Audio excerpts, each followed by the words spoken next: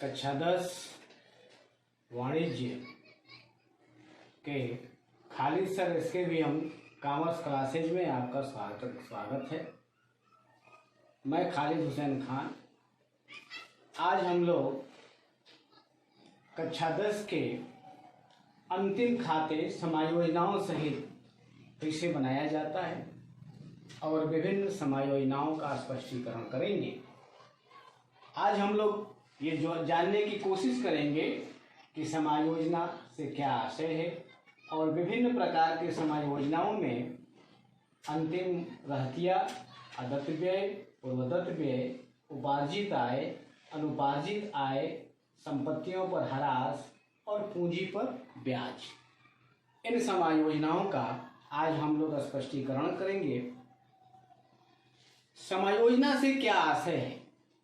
जैसा कि इसके नाम से स्पष्ट है, एडजस्टमेंट, मतलब कि ये कहा जा सकता है कि वे मद हैं जिनका लेखा खातों में नहीं हो पाता है।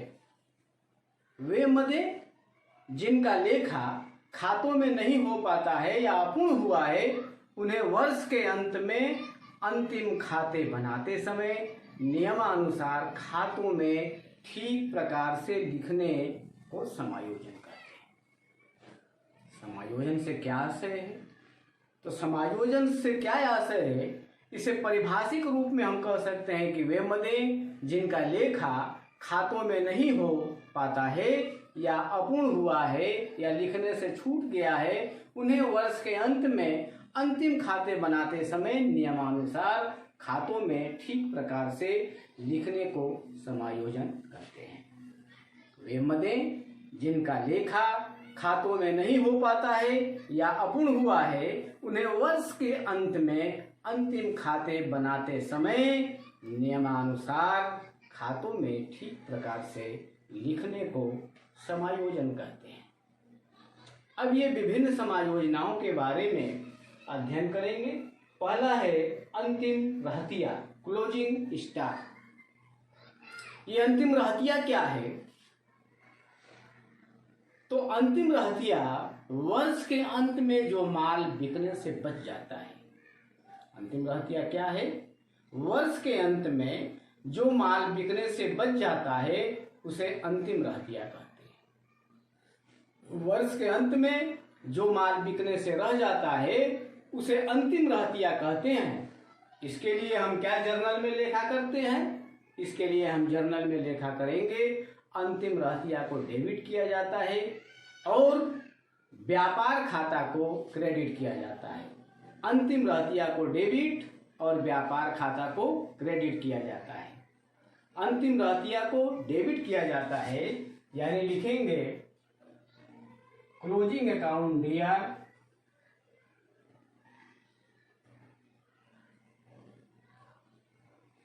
To trading account.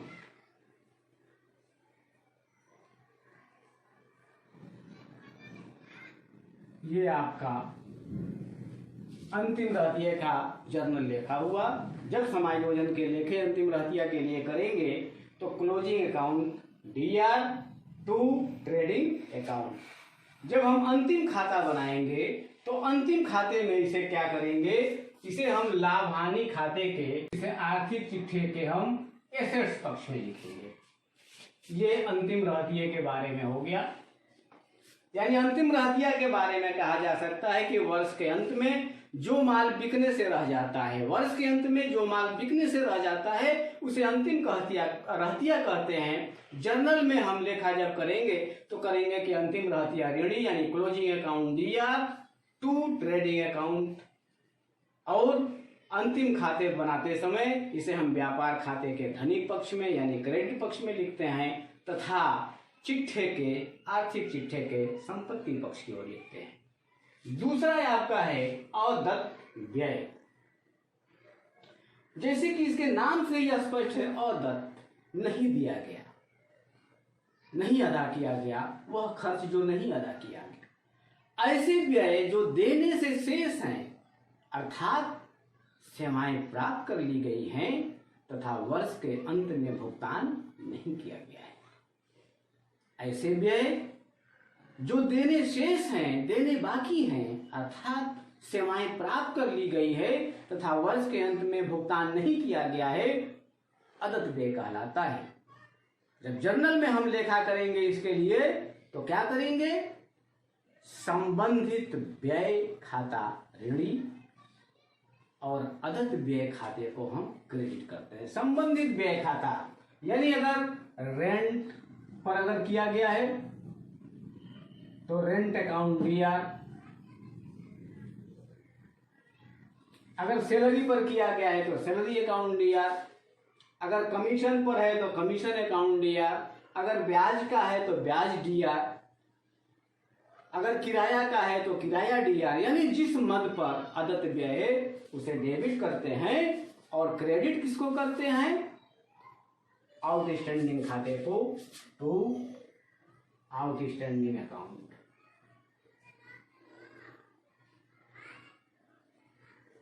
To outstanding account.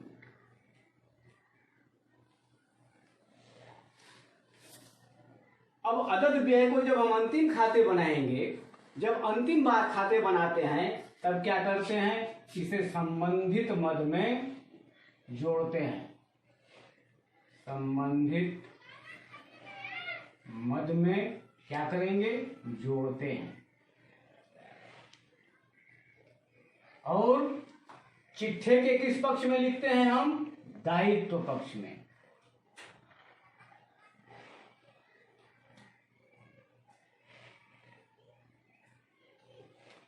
चिट्ठे के किस पक्ष में लिखेंगे, लायबिलिटीज पक्ष में लिखते हैं। यानी अदत्त व्यय ऐसे व्यय जो देने शेष हैं, यानी कि सेवाएं प्राप्त कर ली गई हैं, उनका लेखा नहीं हो पाया है, भुगतान नहीं किया गया है, ऐसे व्यय अदत्त व्यय कहलाते हैं। जब जर्नल में हम लेखा करेंगे तो संबंधित व्यय खाता ऋणी, यानी अगर रेंट पर है तो रेंट अकाउंट डीआर, अगर सैलरी पर अदत्त है तो सैलरी डीआर, अगर मजदूरी पर अदत्त है तो wages DR, to outstanding account यानी टू अदत्त खाते का, अगर हिंदी में करेंगे तो लिखेंगे कि किराया खाता ऋणी अदत्त व्यय खाते का।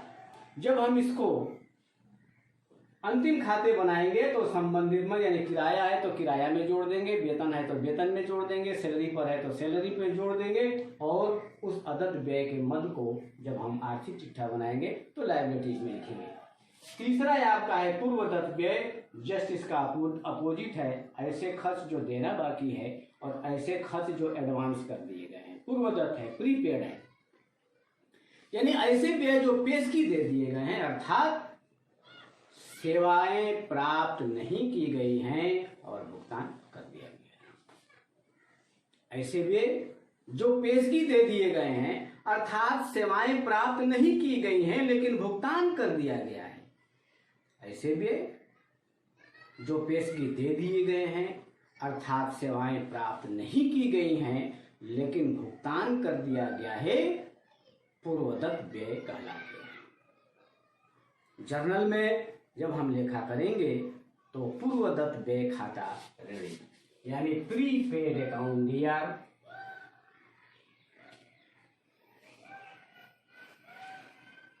प्रीपेड अकाउंट डीआर टू संबंधित मद खाता, अगर रेंट पर है तो रेंट पर, अगर सैलरी पर है तो सैलरी पर, अगर वेजेज पर है तो वेजेज पर लिखेंगे। यानी जब इसका हम जर्नल लेखा करेंगे तो प्रीपेड अकाउंट डीआर, अगर हिंदी में करेंगे तो लिखेंगे पूर्वदत्त खाता ऋणी, वेतन खाते का या मजदूरी खाते का, जो भी होगा उसको लिख देते हैं। जब हम अंतिम खाते बनाएंगे तो क्या करते हैं, इसे यहाँ इसको संबंधित मद में से जोड़ते हैं, इसे संबंधित मद में से संबंधित मद से घटाते हैं, संबंधित मद से घटाते हैं। और इसको कहाँ रखेंगे, हम एसेट्स पक्ष में लिखते हैं, इसको एसेट्स में लिखते हैं क्योंकि ये हमारा पैसा होता है, पेशगी अदा किया हुआ धन होता है। यानी कि प्रीपेड एक्सपेंसेस, ऐसे व्यय जो पेशगी दे दिए गए हैं, ऐसे व्यय जो पेशगी दे दिए गए हैं, अर्थात सेवाएं नहीं की गई हैं, सेवाएं प्राप्त नहीं की गई हैं लेकिन भुगतान कर दिया गया है, पूर्वदत्त व्यय कहलाता है। और जर्नल में प्रीपेड अकाउंट डीआर यानी पूर्वदत्त व्यय खाता ऋणी तथा संबंधित व्यय खाता धनी किया जाता है। अगर रेंट पर है तो रेंट को धनी कर देंगे, मजदूरी पर है तो मजदूरी को धनी कर देंगे, अगर वेतन पर है तो वेतन को धनी कर देंगे। और जब अंतिम खाता हम बनाएंगे तो संबंधित मद में से घटा देते हैं, यानी मजदूरी पर दिया है तो मजदूरी में से घटा देंगे, अगर वेतन पर दिया है तो वेतन में से घटा देंगे, अगर किराया पर दिया है तो किराया में से घटा देंगे। और फिर जब हम आर्थिक चिट्ठा तैयार करेंगे, बैलेंस शीट बनाएंगे, तो उसके एसेट्स पक्ष में लिखेंगे, संपत्ति पक्ष में लिखेंगे। इसके बाद आता है आपका उपार्जित आय या अप्राप्त आय, एक्रूड इनकम। उपार्जित आय या अप्राप्त आय। उपार्जित आय क्या है? ऐसी आय जो मिलनी शेष है, ऐसी आय जो मिलनी शेष है, अर्थात सेवाएं प्रदान कर दी गई हैं परंतु इस वर्ष प्राप्त नहीं हुई है। सेवाएं प्रदान कर दी गई हैं लेकिन इस वर्ष प्राप्त नहीं हुई हैं, उसे उपार्जित या अप्राप्त आय कहते हैं।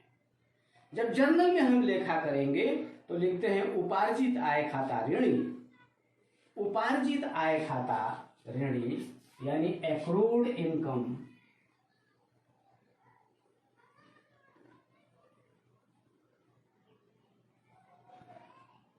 एक्रूड इनकम अकाउंट को हम डेबिट करते हैं और संबंधित आय को हम क्रेडिट करते हैं। जो आय है उसको हम क्रेडिट करते हैं।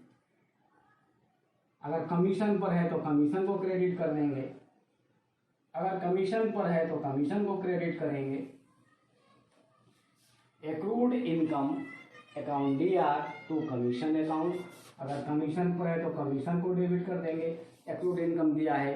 अगर आपका एक्रूड इनकम रेंट पर दिया है तो रेंट को हम क्रेडिट कर देंगे। यानी उपार्जित आय ऐसी आय है जो मिलना शेष है, सेवाएं प्रदान कर दी गई हैं परंतु उसका भुगतान प्राप्त नहीं हुआ है, यानी हमने काम कर दिया है उसका पैसा नहीं मिला है, ऐसे आमदनी को हम उपार्जित आय कहते हैं। जब इसका हम जर्नल बनाएंगे तो लिखेंगे उपार्जित आय खाता ऋणी यानी accrued income account DR to संबंधित आय खाता क्रेडिट किया जाएगा। यानी संबंधित आय यानी रेंट पर है तो रेंट, कमीशन पर है तो कमीशन, ब्याज पर है तो ब्याज, इसको हम क्रेडिट कर देंगे। जब हम आर्थिक चिट्ठा बनाएंगे, जब चिट्ठा बनाएंगे, आर्थिक चिट्ठा बनाएंगे तो उसके हम एसेट्स पक्ष में लिखते हैं। इसको कहाँ लिखते हैं? इसको एसेट्स पक्ष में।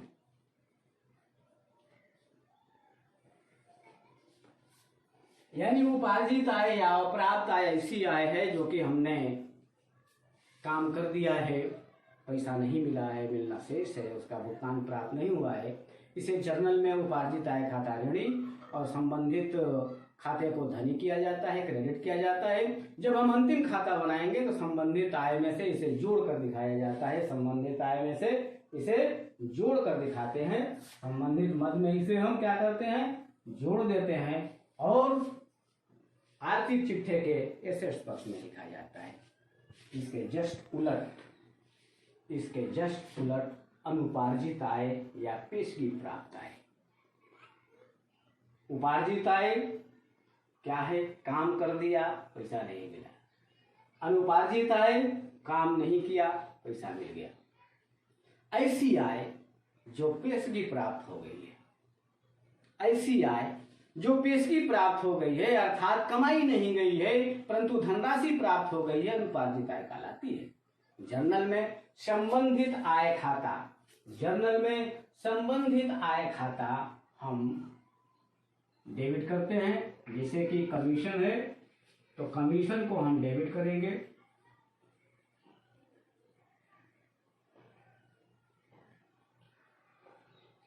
कमीशन अकाउंट डीआर टू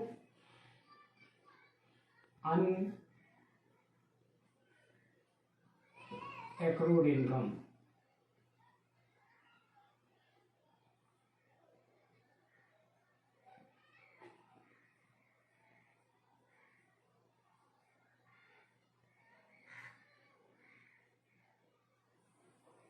ये इसकी जर्नल एंट्री हुई अनएक्रूड की। संबंधित जो आय होगा उसको डेबिट करेंगे, यानी जिस मद पर आपका अनुपार्जित दिया है उसे हम डेबिट में लिखेंगे और अनुपार्जित आय खाते को क्रेडिट में लिखेंगे। जब हम अंतिम खाते बनाएंगे तो क्या करेंगे, संबंधित आय में से इसको घटा देते हैं और इसको दायित्व पक्ष में लिखते हैं।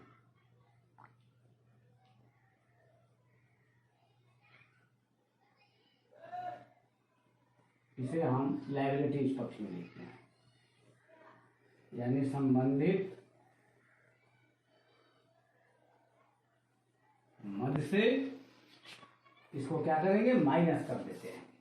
संबंधित मद से इसको क्या करते हैं, माइनस कर देते हैं और लायबिलिटीज पक्ष में लिख देते हैं। इसके बाद आता है आपका डिप्रिसिएशन, मूल्यह्रास। संपत्तियों पर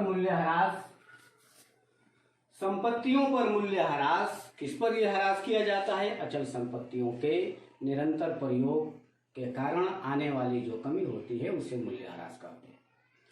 अचल संपत्तियों के निरंतर प्रयोग से आने के कारण उनके मूल्य में कमी आ जाती है, इस मूल्य में कमी आने को ही ह्रास कहते हैं। अचल संपत्तियों के निरंतर प्रयोग में आने के कारण इनके मूल्य में कमी आ जाती है, इस मूल्य के कमी को आने को ही हम ह्रास कहते हैं। जर्नल में हम क्या करते हैं, ह्रास खाते को डेबिट करते हैं और संबंधित संपत्ति को क्रेडिट करते हैं। क्या करते हैं हम, इसका journal depreciation account D R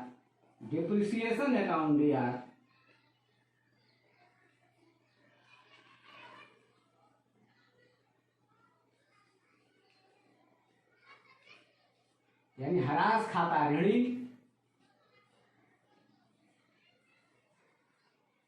depreciation account DR to संबंधित एसेट्स को, यानी अगर मशीन पर है तो मशीन, अगर भवन पर है तो भवन, फर्नीचर पर है तो फर्नीचर, यानी जिस संपत्ति पर आपका डिप्रिसिएशन दिया है उसको हम क्रेडिट करते हैं। डिप्रिसिएशन अकाउंट को डेबिट करते हैं और मशीन खाते को क्रेडिट करते हैं। जब हम अंतिम खाते तैयार करेंगे तो इसे हम व्यापार खाते के डेबिट पक्ष में लिखते हैं, क्योंकि ये व्यापार का घाटा होता है। व्यापार खाते के किस पक्ष में लिखते हैं, जब व्यापार खाता और लाभानी खाते के डेबिट पक्ष में लिखते हैं हम इसे प्रॉफिट एंड लॉस अकाउंट के डेबिट पक्ष में लिखते हैं। और एसेट्स में, इसको एसेट्स में क्या करते हैं, एसेट्स जो दिया होता है माइनस डिप्रिसिएशन करके, यानी एसेट्स में इसको क्या करते हैं, संबंधित संपत्ति से घटा देते हैं। संबंधित संपत्ति से, यानी अगर मशीन पर दिया है तो मशीन जब एसेट्स में लिखने लगेंगे तो मशीन में से घटा देंगे, अगर भवन पर दिया है तो भवन में से घटा देंगे, अगर फर्नीचर पर दिया है तो फर्नीचर में से घटा देंगे, यानी जिस संपत्ति पर दिया है उसमें से घटा देंगे। इसके बाद अगला नंबर आता है आपका पूंजी पर ब्याज। पूंजी पर ब्याज, कभी कभी व्यापारी अपनी पूंजी पर ब्याज लगाता है। पूंजी पर जो भी ब्याज दिया जाने वाला ब्याज होता है वो पूंजी पर ब्याज कहलाता है। जर्नल में हम क्या करते हैं, इसका लेखा जर्नल में जब हम लेखा करेंगे तो लिखेंगे ब्याज खाता ऋणी और पूंजी खाता धनी किया जाता है, यानी interest account DR, interest account को डेबिट किया जाता है और कैपिटल अकाउंट को क्रेडिट किया जाता है।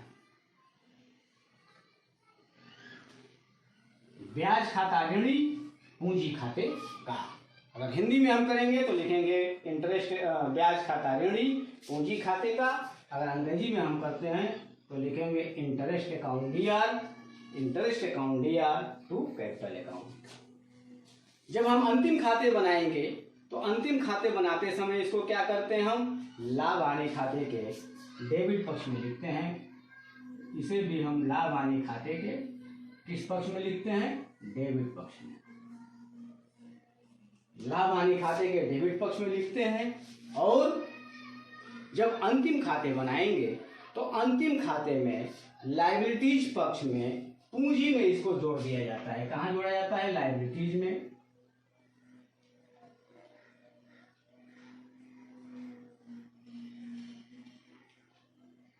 लायबिलिटीज में क्या करते हैं हम, इसको कैपिटल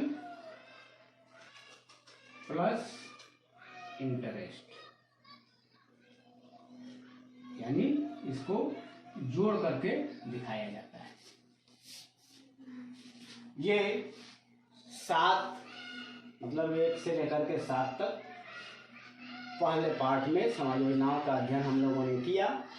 एक बार फिर से हम रिकैप कर देते हैं।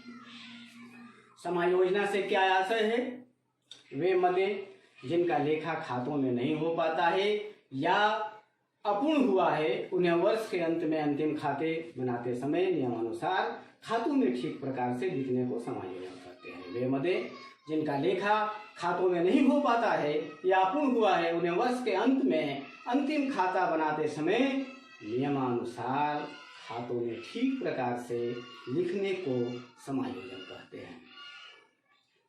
समायोजनाओं के स्पष्टीकरण में जो पहली समायोजना हमारी है अंतिम रहतिया।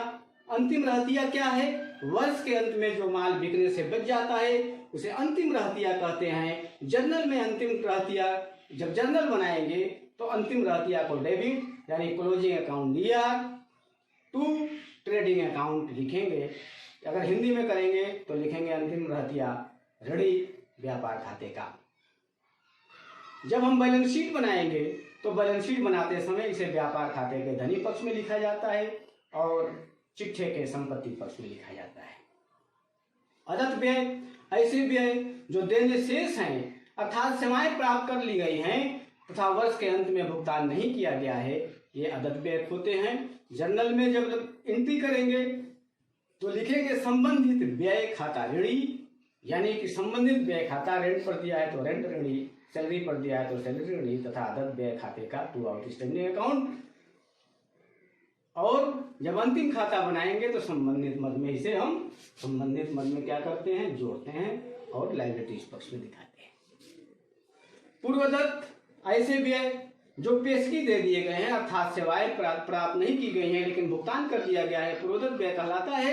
जर्नल में पूर्वदत्त खाता ऋणी, जर्नल में prepaid account DR to salary के अकाउंट यानी संबंधित मद को क्रेडिट किया जाता है। और जब आर्थिक चिट्ठा बनाएंगे आर्थिक चिट्ठे के प्रॉफिट एंड लॉस अकाउंट में हम क्या करते हैं, इसे संबंधित मद से घटाते हैं और एसेट्स पक्ष में लिखते हैं। उपार्जित आय ऐसी आय जो मिलनी शेष है अर्थात सेवाएं प्रदान कर दी गई हैं परंतु इस वर्ष प्राप्त नहीं हुई हैं। ऐसी आय जो मिलनी शेष है अर्थात सेवाएं प्रदान कर दी गई हैं परंतु इस वर्ष प्राप्त नहीं हुई है, उपार्जित आय या अप्राप्त आय कहलाती है। जर्नल में उपार्जित आय खाता ऋणी तथा संबंधित आय खाता धनी किया जाता है। अंतिम खाता बनाते समय संबंधित आय में जोड़कर तथा चिट्ठे के संपत्ति पक्ष में लिखाया जाता है, यानी संबंधित मद में जोड़ देते हैं और चिट्ठे के संपत्ति पक्ष में लिखाते हैं। अनुपार्जित आय ऐसी आय जो पेशगी प्राप्त हो गई है अर्थात कमाई नहीं गई है परंतु धनराशि प्राप्त हो गई है। ऐसी आय जो पेशगी प्राप्त हो गई है अर्थात कमाई नहीं गई है परंतु धनराशि प्राप्त हो गई है, अनुपार्जित आय कहलाती है।